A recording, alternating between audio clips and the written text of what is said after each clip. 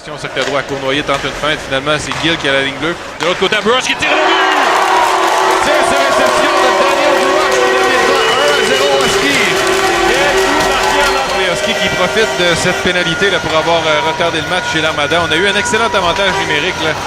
Il y avait seulement 1-14 de jouer à l'avantage numérique et on a l'impression qu'on avait eu déjà 3 ou 4 chances de marquer. Là. Donc ça s'est très bien passé pour les Huskies. Et dans son bureau, en fait, Daniel Brush qui marque encore d'un tir sur filet. Au beau jeu là-dessus d'Armada qui réussit à intercepter. Puis attention, ça revient devant toutefois.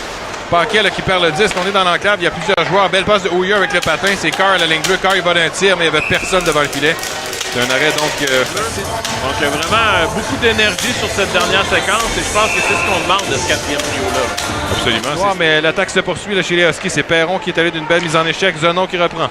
Renaud remarque. Cournoyer qui se donne d'espace. Tire, c'est le but! Cournoyer qui marque et donne les devants. 2-0 pour les Huskies grâce à un bon tir de la ligne bleue.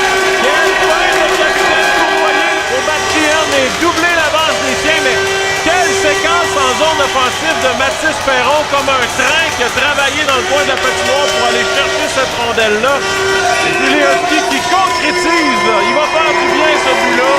Ça faisait longtemps qu'on était en zone offensive. Sarrazin qui tente une petite feinte, conserve le disque et va remettre à Brisson. Sarrazin toujours qui va d'une petite passe derrière à Lemieux. Lemieux qui tire, c'est le but! Est-ce que ça a été dévié devant le filet, Jean-Marc? C'est à voir. Il semble que non, puisque le joueur de l'Armada, Thomas Couture, ça semble s'être faufilé entre les jambières de Couture, si j'ai bien vu.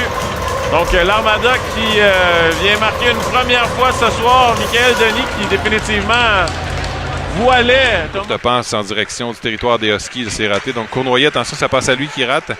C'est repris là. On remet devant. Attention, le tir, c'est le but! Ça a été bloqué partiellement par Couture. Finalement, Swan qui marque et c'est 2-2. Oui, et là, ce but-là, définitivement, vient faire très mal aux Huskies. Alors que les Huskies venaient de terminer, d'écouler la dernière punition. Bon, justement, on vient de voir cette reprise-là. Si je ne me trompe pas, c'est le 91. Alexis Bourque qui lui a fait la passe. Ah non, ça a dévié. Toujours Carr maintenant là, qui perd le disque, mais ce sera repris par Brunel. Belle petite passe à Brush. Brush au cercle gauche tente un tir. Là, c'est Sheehan qui réalise l'arrêt. Qui a été aux aguets ce soir. Nicolas chance de marquer alors que Gill a de l'espace. Gill a de l'espace. Tire, c'est le but! Dylan Gill qui donne la victoire au Huskies de Rwanda 3-2. Il a décoché un tir parfait qui a battu la vigilance de Sheehan qui avait connu un très bon match jusqu'à présent. Et les Huskies trouvent une façon de remporter ce match à domicile. Ça va faire du bien, une belle victoire, un bon 2 points en poche.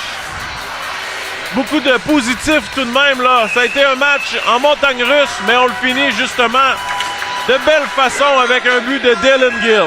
Et là, on a pu voir l'entraîneur-chef Brad Yetman.